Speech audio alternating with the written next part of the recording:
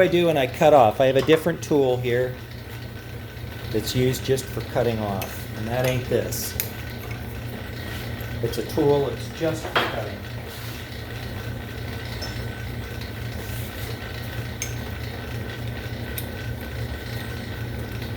And it's going to go in about like this.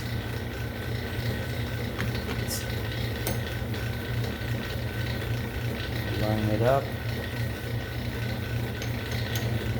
There we go. Coming here. It's a very thin blade. It goes in and it will cut off. So I'll show you. I got to come in behind and cut, but don't take too much because that's what the button touches your hand there, so you can't take too much, and it will just drop off. So I'm going to take and I'll start cutting the shape in the back.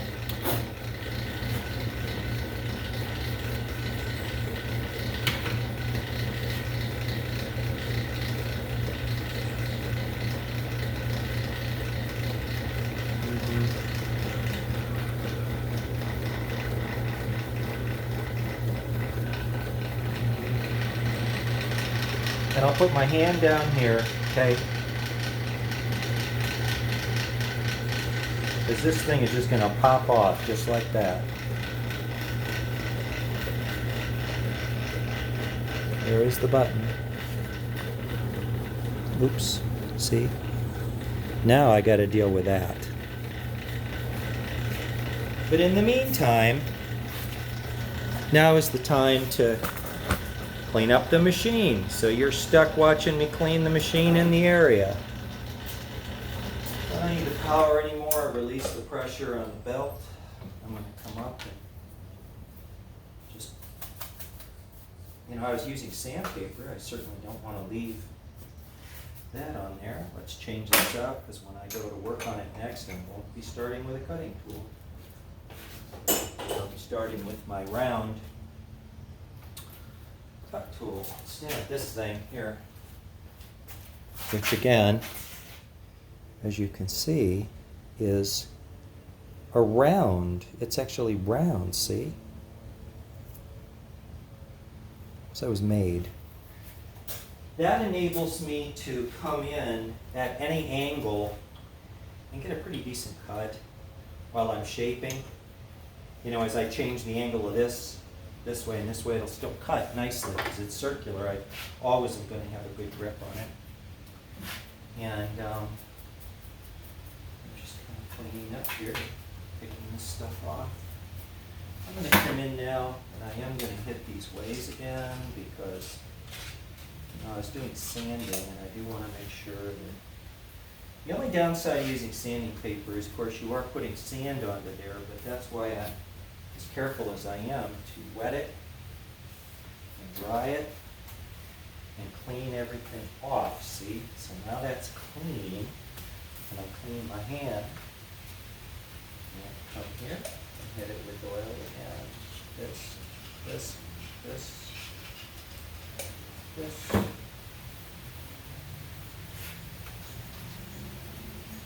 So if you want a machine to last for many, many, many years, you can certainly do that. But you better keep it lubricated. That's the one thing you can do to mess up a lathe. And I've seen a lot of lathes that were left without proper lubrication. And they don't work too good.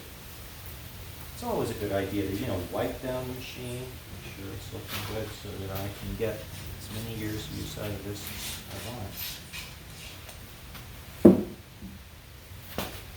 So I can tell by the way things slide if it's lubed right or not. And this one's doing real good. I'll cut that off next time. But I am going to pull out a little bit more stock right now.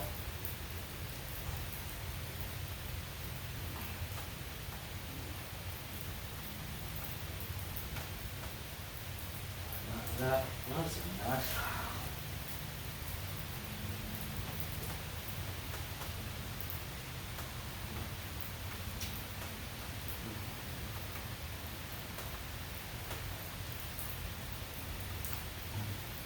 There. To loosen this up, bring out a little bit more stock, see?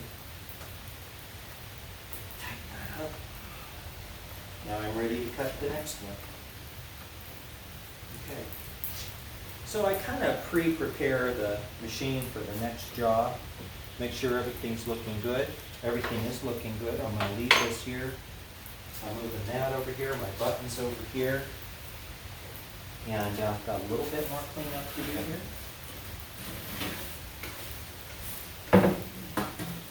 Coming down here, all these chips. Here, here, and here. So having brushed it off the machine, I got to brush it off the keyboard. And that goes over here, and that goes over here. And this is going into the track.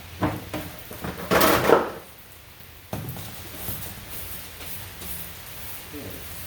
This. This. That. That goes like that. Okay, you can hear it's raining. You want to take a look? Raining.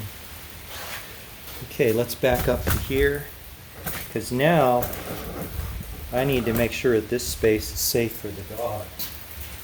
And the way to do that is to not leave chips, those little pieces of metal on the ground, because she can pick those up right in her feet. And they go everywhere. You'd be surprised how far they'll go. Like all the way over to here. All the way over here. All the way over here. Over here. Come up here. Come up here. Come up here. That's going like this. That's going like that.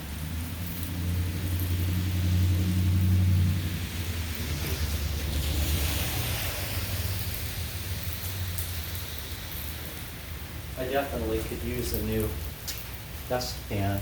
Gives you some idea how much work gets done on this, which is a lot.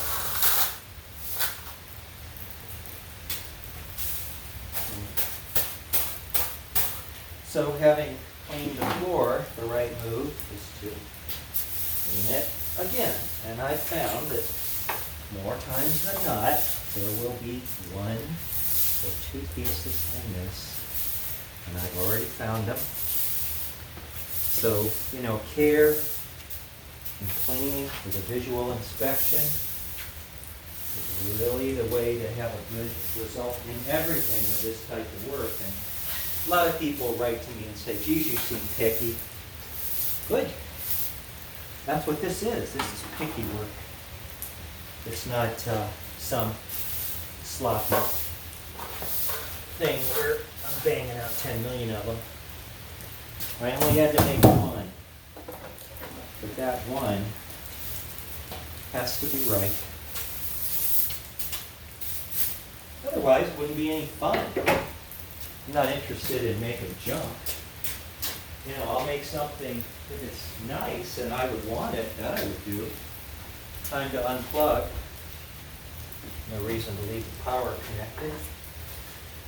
I'll leave that here. It has two covers.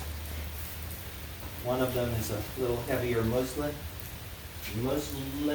material, like that. I'm going to bring that in here.